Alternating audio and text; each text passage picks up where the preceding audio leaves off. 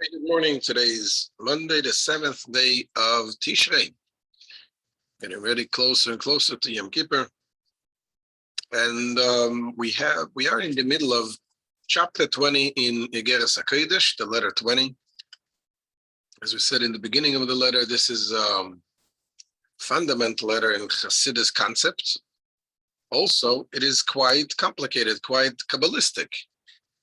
And we try to bring it down as much as possible to understand the different forms, the different steps in the creation.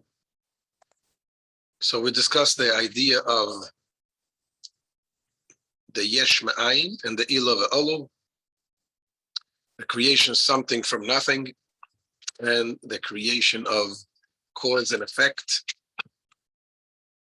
And the bottom line is, in order to create this physical world, it cannot be through the way of a cause and effect. When you have a cause and effect, there is a direct line connected between the cause and the effect. There is no leap there. And therefore, it doesn't matter how many levels you go down from the higher to the lower, you cannot create something physical from something spiritual.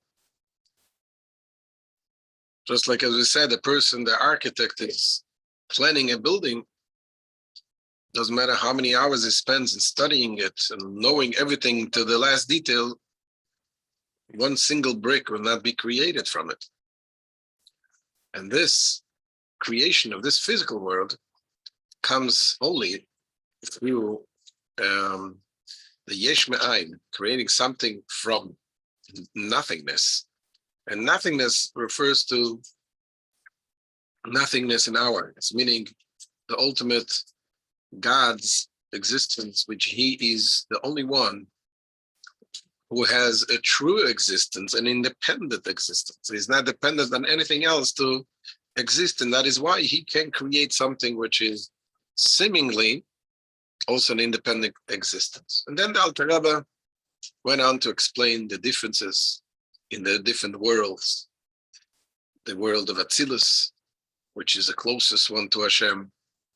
There we still have the idea, the concept of Yesh Me'ayin, something from nothing. And he talked about the angels. The angels are already something they have the body of the angels, they have the soul of the angels. The body of the angels are also something which is, in a way, created, and they went into a different level, and they don't have this full level, revealed level of godliness that is in the world of Atzilus. So let's continue now, see what the Alter Rebbe explains today, in today's shir. And again, we'll explain it as much as we can, this deep, Kabbalistic, mystical geography. Says the Alter Rebbe, this is the souls of the angels, in contrast to the body of the angels.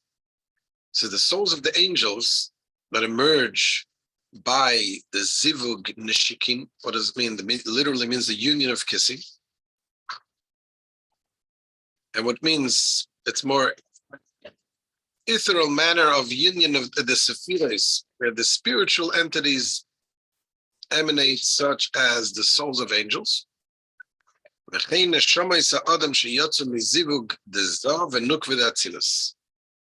also the souls of men that emerge from the union of Zah and Nukva of Atzilus.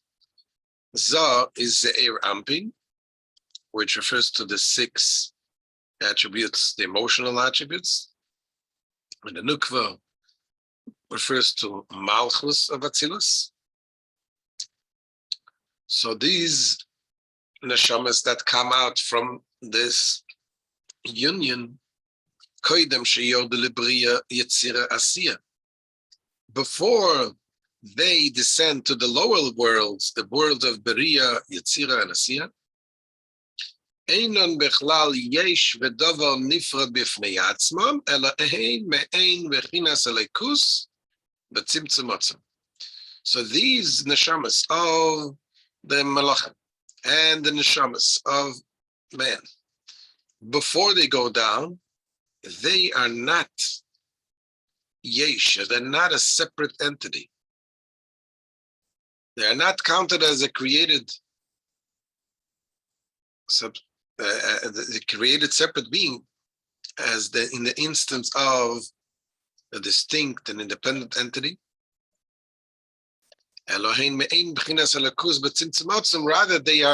they resemble the category of godliness in intense contraction, to the point of being on the level of a neshama. And it says, and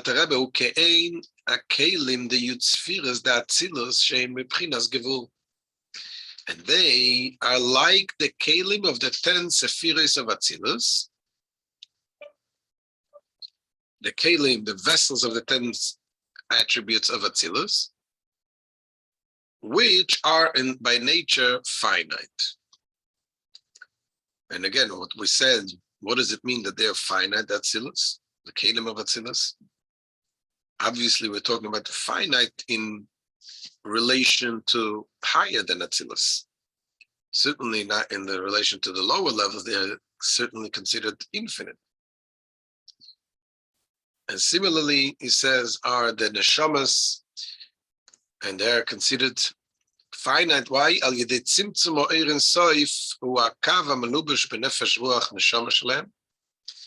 An account of the contraction of the infinite Ein Sof light through the kav. The kav is the line that is vested in their nefesh, ruach, neshama. Now, what is a kav? This was explained in earlier chapters, that you have the Ein Sof light of Hashem. In order to create this world, says the Arizal, that he needed to remove his light and create, so to speak, like a void. And then he drew down a line of light, so to speak. Again, we're picturing it in terms a line, a light, but obviously we're talking about the spiritual concept. This is more a reduced level of a line that comes, and this line of light comes in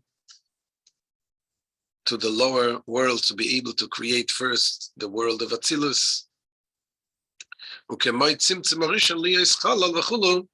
this is just like the original tzimtzum, original contraction that occurred in the infinite Ein Sof light, a tzimtzum of such intensity that it was able to bring about a void, a space for the existence of the world, and so on. What is referring to the tzimtzum rishon, the first tzimtzum, as so we explained in the past, that the contraction of Hashem's light, there are two forms of contractions. There's a contractions by way of reduction of light, and there's a contraction by way of removing the light. So reduction of light is a contraction that from one level to the other level. In order to be able to bring the next level down, you need to be a contraction. Otherwise, the light is too intense. But the original contraction was not just a way of reduction of the light, but it was a contraction by way of removal of the light and creating a void, so to speak, where the world can be created and exist. Continues the Alter Rebbe and says,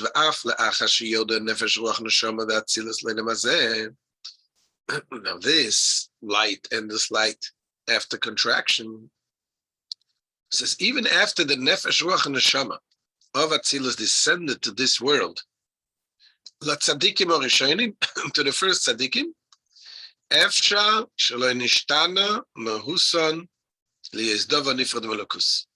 It is possible that their essence did not change to become entities distinct from divinity. Meaning that the original tzaddikim, it's possible, says the Alter Rebbe, that the light that shines in the neshama is really one with the original light itself. It was not affected by the tzimtzum.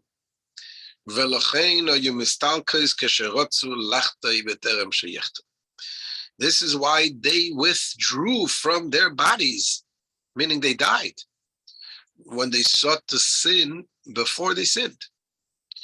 Why? Because when you have a soul that is so one with God, in that level there is no room of sinning, and it is total opposite of sinning. So if the person was about to sin, the soul automatically departed. The Zohar says that this is true in general by any person. It says there's the higher level of the neshama departs from a person before he sins. But except at these tzaddikim, the earlier tzaddikim, their neshama, their life was completely connected with their neshama. And being that their neshama was such a high neshama, this is the story, like it says, for example, by Chanoch, that says in the book of Genesis, in Bereshis, it says, "Vayisalei Chanoch et Elokim ve'inenu." Chanoch went in God's ways, and then he was not. He was gone. Ki lakachato Elokim, because Hashem took him away. So Hashem took him away before he had a chance and a possibility of sinning, because their soul of these tzaddikim are not capable to be in the body while that contemplates sinning. Continues, the Alter Rebbe says also not only the neshamas of these tzaddikim, he's talking about also the spiritual worlds, and here is going again into very Kabbalistic terms. It says, "V'korov leima shegam alofim v'riva v'is'almin the yosfim begulgalte de arich ampim zerampin." Says it is reasonable to assume that also the thousands and myriads of worlds that are in the Gulgalte literally means a skull, of Arich Anpin, the level of Arich Anpin, and Ze'er Anpin, as stated in the Kabbalah. So it says over there are thousands and tens of thousands of worlds that sit in these levels are very high spiritual levels, which are called the Gulgalte of Arich Anpin and Ze'er Anpin.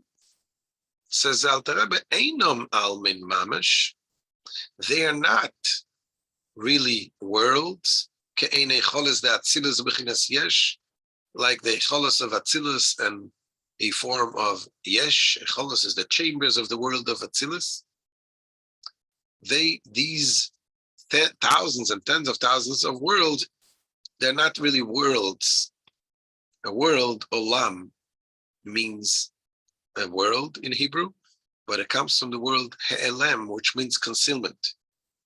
So he says what it says in the Kabbalah about the thousands and tens of thousands of worlds that sit in this level of Gulgalta, they're not really worlds the way we are used to term worlds. Rather, he says, they are like the souls of the angels that emerge from the zivug neshikin. Neshikin means the kisses. It's a higher spiritual union, which, as mentioned earlier, are not in the category of yesh, meaning separate entity, as are the cholos of bodies of the angels. The cholos or the bodies of the angels. The cholos, the chambers of the worlds, are considered already a separate entity. The same thing as the bodies of the angels are also considered a separate entity. But these worlds that he's referring to, that are sitting in the Gulgalta, then they are not really worlds, meaning they're not concealed as separate entity. Then why call them worlds? Says the Alter Rebbe, "V'nikru olbin legabe pchinas hagulgalta v'dikna." They are called worlds in relative to the ranks of the Gulgalta and Dikna. Gulgalta is the skull, the Dikna is the beard. Again, all spiritual terms, Kabbalistic terms.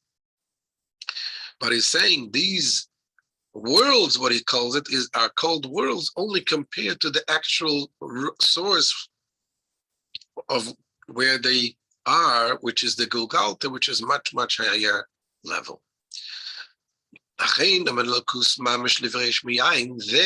however, the angels and the souls of Atzilus are not, however, actual divinity, and as such, able to create yesh mehayin, the ex nihilo, something from nothing.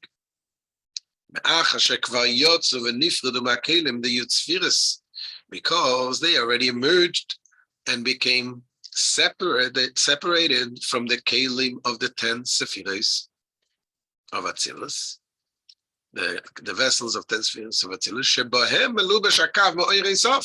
which in the kelim of Atzilus you have that shines the infinite Ein Sof Kav of the infinite Ein Sof light. And the light is like its source, which is the luminary, and the very core and the essence of the blessed emanator. Meaning in Atzilus itself, there is truly endless light connected one with Hashem himself, which is self-existing and therefore can create yesh me'ayin.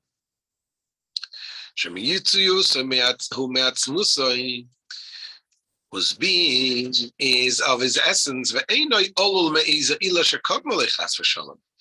and he's not, heaven forbid, brought into being by some other ilah, some other cause preceding himself. And therefore, who levadoi bekoicha v'yecholtoi livro yesh me'ayin ve'efes amuchlot mamash. It is therefore he's in his power and ability alone to create something, a yesh, out of absolute not ayin and nothingness. Without this yesh having any other cause and reason preceding it. The ability to create this comes only from the highest level of godliness that is not dependent, is independently existing. And that is true in the light of Atzilus. Okay, now the question is, if that is the case, if Hashem creates this in that way, comes something out of nothing, then why bother with all of these different levels of the kelim of Atzilus and the vessels, and go on lower and lower levels? Says the Alter Rebbe that all of this is done in order to give the creation the sense of limitation. Now, in order that this yesh, created by the infinite power of Ein Sof, in order for this, it should have a limit and measure. The slabish oir Ein Sof bekelim, the Yud Sfiris, the Atzilus. So the infinite Ein Sof light was vested in the kelim, in the vessels of the 10 spheres of Atzilus. For the kelim of Atzilus, they are limited in as much as they divide into distinct categories of the attributes of Atzilus, like the Chachma, the wisdom, the Chesed, the emotional attributes, the Gevura, and so on and so forth.